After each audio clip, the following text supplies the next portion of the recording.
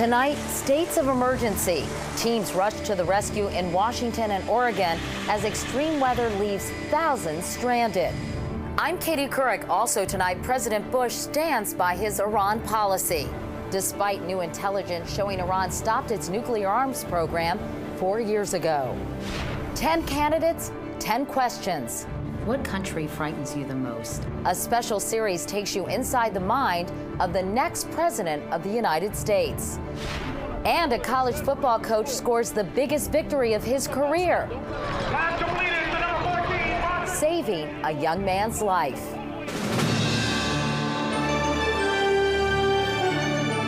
This is the CBS Evening News with Katie Couric. Good evening, everyone. We begin tonight in the Pacific Northwest, where rescue crews worked all day long to save people trapped by raging floodwaters after 2 days of powerful and deadly storms.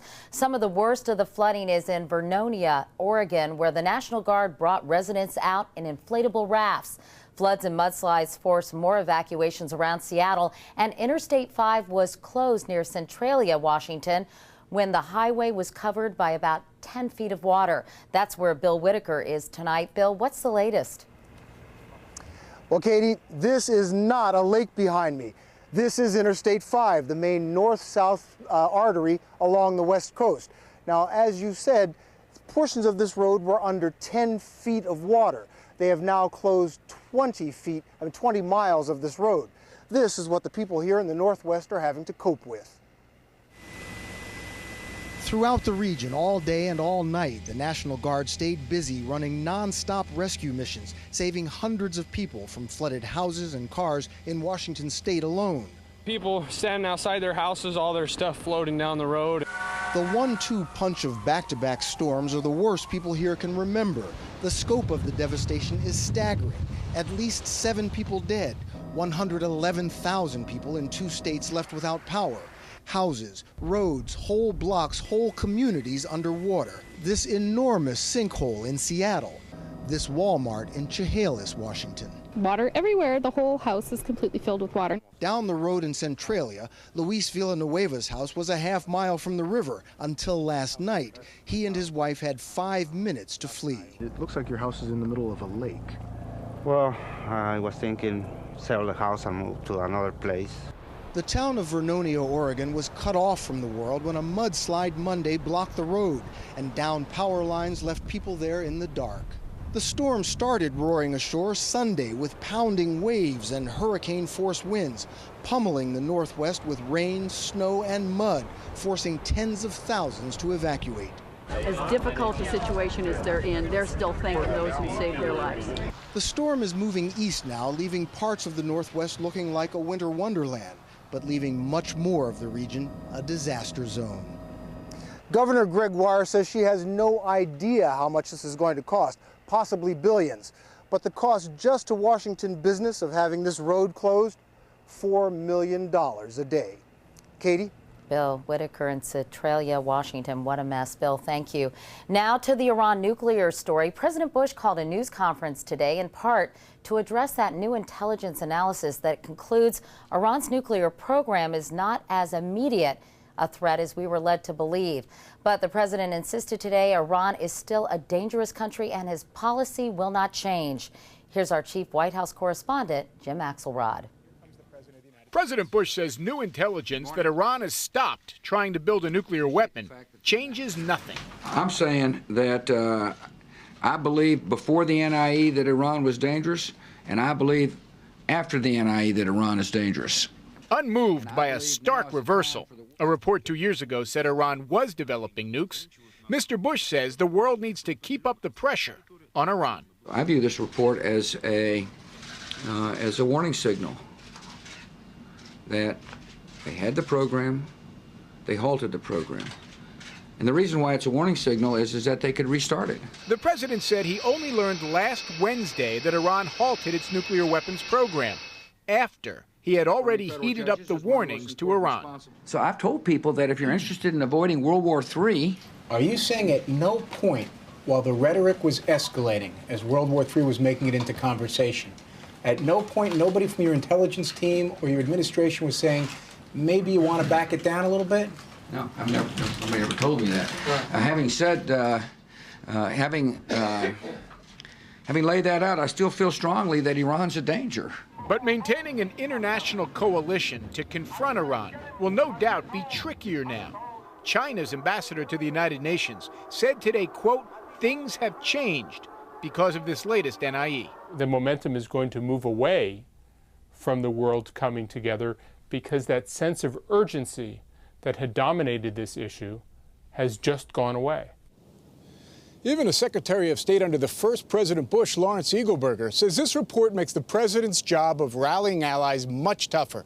Eagleburger told me, quote, "It complicates the hell out of it." Katie? Jim Axelrod, thank you.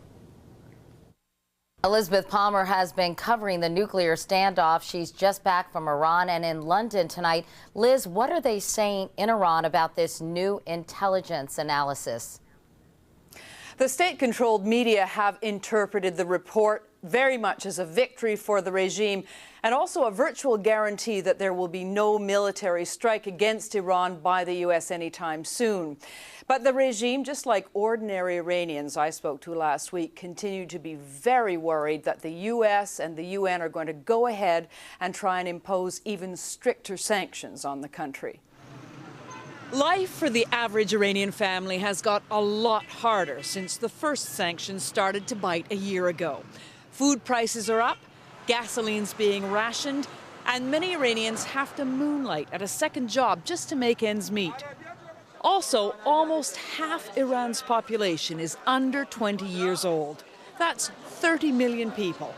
The regime will have to create an awful lot of jobs in the next few years to avoid unrest, and that will be virtually impossible to do under stricter sanctions. Now, those sanctions are already on the drawing board, and they do specifically try and stop money and much-needed investment flowing into Iran. And Liz, now that these U.S. intelligence agencies have said that the Iranians stopped working on developing nuclear weapons 4 years ago, is there still a lot of international pressure to impose more sanctions? Huge, being led by the European leaders. They've always said, look, the point is to stop Iran enriching uranium. That could be one of the ingredients for a bomb, and they believe that sanctions could be very effective in finally curbing that program, which remains very active as we speak. Elizabeth Palmer reporting from London tonight. Liz, thank you. The Democratic presidential candidates clashed over Iran today during a radio debate in Iowa, and that's page 1 in tonight's CBS News Campaign 08 notebook. Hillary Clinton's rivals attacked her for voting to label Iran's Revolutionary Guards a terrorist organization. Clinton said her vote in the Senate was meant to encourage diplomacy, but John Edwards called it a pretext for war. That's supposed to be diplomacy? What possible conclusion can you reach other than that we are at war? You know, I understand politics and I understand making outlandish political charges, but this really goes way too far. Republican Rudy Giuliani has stepped down as head of his consulting firm, Giuliani Partners. He's come under fire for refusing to disclose his firm's clients. They reportedly include the Persian Gulf country of Qatar, which was accused of sheltering 9/11 architect Khalid Sheikh Mohammed. Giuliani has said everything his company did was legal. And Republican Mike Huckabee continues his surge, and not just in Iowa. A new USA Today Gallup poll shows him moving into second place behind Giuliani, but ahead of Thompson, McCain, and Romney. Romney, by the way, said today he has now fired his lawn service because it employs illegal immigrants. That became an issue in the last GOP debate when Giuliani accused Romney of running a sanctuary mansion by having illegals work there. There is much more CBS News ahead. Up next, a special series we hope will tell you a lot you don't know about the presidential candidates as they answer our primary questions.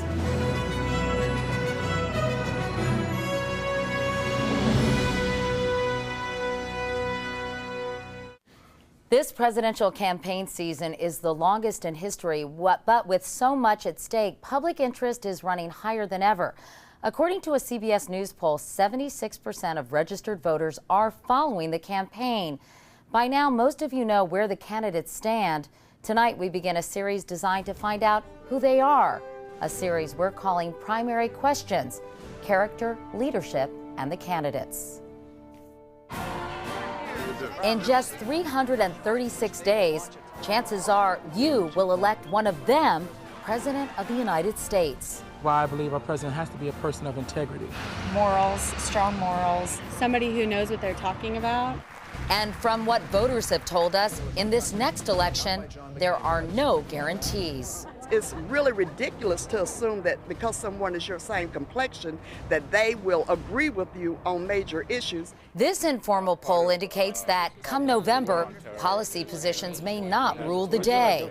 Character is everything. I look for honesty. Voters say they will be pulling that proverbial lever for the candidate who shares their core values. I think integrity is the most important thing, which gets down to telling people the truth.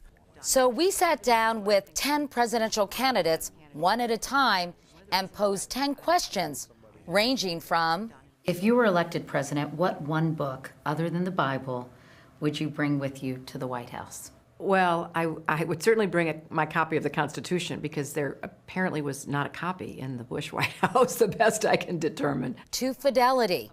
Some people say they don't feel comfortable supporting someone who has not remained faithful to his or her spouse. The only thing I can say to people is, I'm not perfect. To fear. Besides your family, what are you most afraid of losing? My country. In some cases, the answers were divided along party lines. Who is the single most impressive person you've ever met?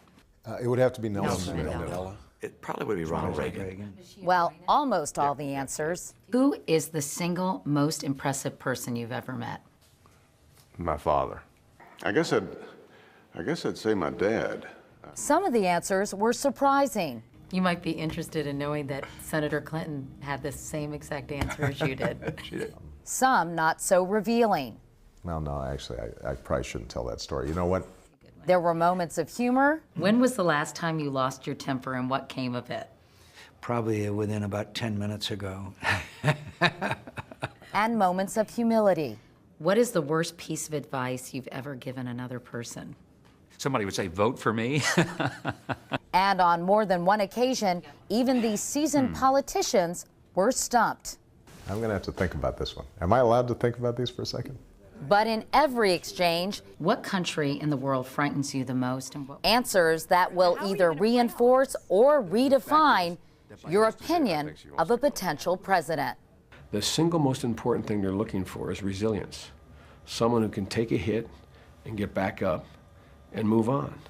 As I like to say, this ain't my first rodeo. I've been around politics for a while. I don't surround myself with yes men. I surround myself with people that tell me if I'm doing something wrong. That's the great threat. That's the greatest force of evil that we have faced, and it's a long, hard struggle.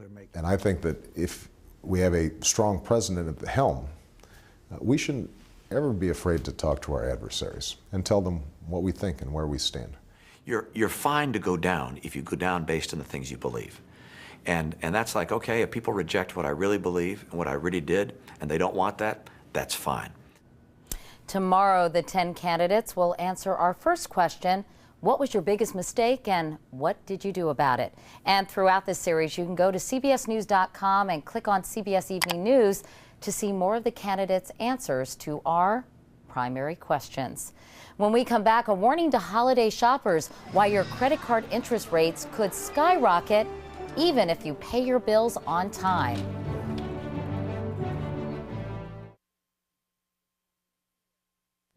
On the CBS News Money Watch tonight, prosecutors in 8 states are suing the R.J. Reynolds Tobacco Company over a special advertising section in Rolling Stone magazine. The magazine combined Camel cigarette ads with pages designed to look like doodles in a student's notebook, including sketches of animals and other characters. The suit claims this violates a ban on cartoons like Joe Camel in cigarette ads. The company says it is not responsible for the section.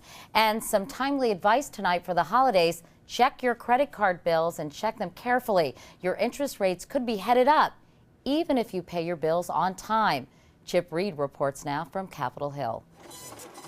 With Christmas shopping in full swing, millions of Americans are whipping out their credit cards $41.19 and worrying about how to pay the bills later. But in Congress today, a warning from card users who say they played by credit card company rules but still got penalized in a big way. My husband and I feel as though we've been robbed. Janet Hart always paid at least the minimum payment on time, but without warning, last year her interest rate suddenly jumped from 18 to 24%.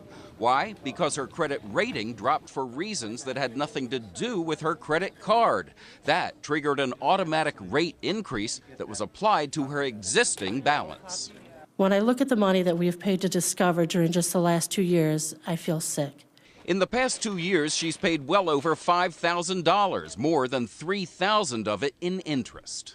Committee investigators say it's happened to millions of credit card users, and the higher rate can be caused by something as minor as getting a new department store credit card, and it can happen with no warning. Just ask Bonnie Rushing. So your interest rate went from basically 8% up to 23%. Just like that? Just suddenly, overnight. She asked if she could close the account and pay off the balance at the original rate. The credit card company said no. I could not fathom why they were trying to do this to me. And why were they being so callous? Some credit card companies have dropped the controversial practice, but today Bank of America and Discover defended it. As risk increases, we raise prices on those accounts commensurate with the increased risk. One purpose of today's hearing was to try to embarrass the companies into voluntarily changing their policies. If they do not, some senators said, they'll try to change the law. Chip Reed, CBS News, Capitol Hill. In health news, a new study out today says being fit can help you live longer, even if you're fat. Apparently, yes, you can be both.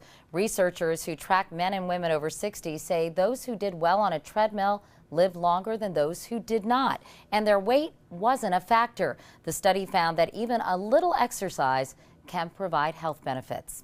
Coming up next, from sleeping on a park bench to a college degree, how football and a special coach made all the difference.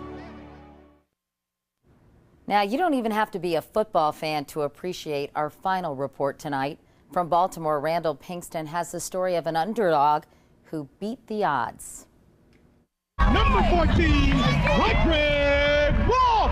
You could say football saved Roderick Wolf's life. Pass completed to number 14, Roderick Wolf. Don't cut your split down because you're going in motion. He might say it was his coach. Well, if it wasn't for Coach Hill, Lord knows I can be selling drugs. You know what I'm saying? I could be dead or in jail. Who knows? Strike him! Are you a coach? Yeah, I'm a coach. Praising you for this day, Heavenly Father. Or are you a minister? Well, sometimes you got to wear all hats. It was October because it's during the football season. From the day 5 years ago when Morgan State football coach Don Hill Ely first met Roderick outside a grocery ironically called Stop, Shop, and Save. I always tell him, you know, stop, we shopped, and it's probably saved his life. The coach and the young player connected. So what did Roderick look like when you first saw him? He's tall, malnourished, very dirty. I mean, he really looked homeless. Roderick was homeless on the streets of Baltimore. Where did you stay in here? In the basement right over here. His father, a drug dealer, died 2 days before Roderick's 10th birthday. His mother slipped into drugs, got AIDS, and lost their home. By senior year in high school, he was living in his car, alleys, city parks. Sleeping on a bench. This bench right here. Always hungry, sometimes cold, but somehow dodging the lure of drugs and fast money. I already know what it's like. I know where it's going to get you. You were never tempted? Never tempted. What's the point? I know what it's like. I've been there before. I took a chance on him because I remember being who he was, and I knew that desperation. And now we can just run the stretch on the corner. You see, the coach's mother had also been a drug user. He was rescued by his grandparents. My grandfather always told me help those that try to help themselves. 1, 2, 3, the coach gave Roderick a scholarship. And what is your home address? 1700 East Cold Spring Lane. Where is that? Morgan State University. He also found a home. We made him take classes year-round. He had nowhere to go. He lived here the whole time, so no need to be idle. This is the day that the Lord has made. It was Coach who reached Roderick, as well as hundreds of other players, with caring, tough discipline and old school rules. I don't tolerate the pants hanging off. I don't tolerate the earrings and cell phones and stuff like that going off in meeting place. I don't care who you pray to, but close your eyes, you're gonna pray to somebody. Under his leadership, the Morgan State Bears had their first winning season in 25 years. But the coach is more concerned about graduation day. When he crossed the stage, and I'm able to shake his hand and invite him into manhood and let him make a difference and help some other people. Are you happy? I'm very happy. I'm proud, if anything. I'm proud of myself. Let's join hands. And he'll be prouder yet with a degree from a college he'll always call home. Randall Pinkston, CBS News, Baltimore. We're proud of you, too. That's the CBS Evening News. I'm Katie Couric. Thank you for watching. I'll see you tomorrow. Good night.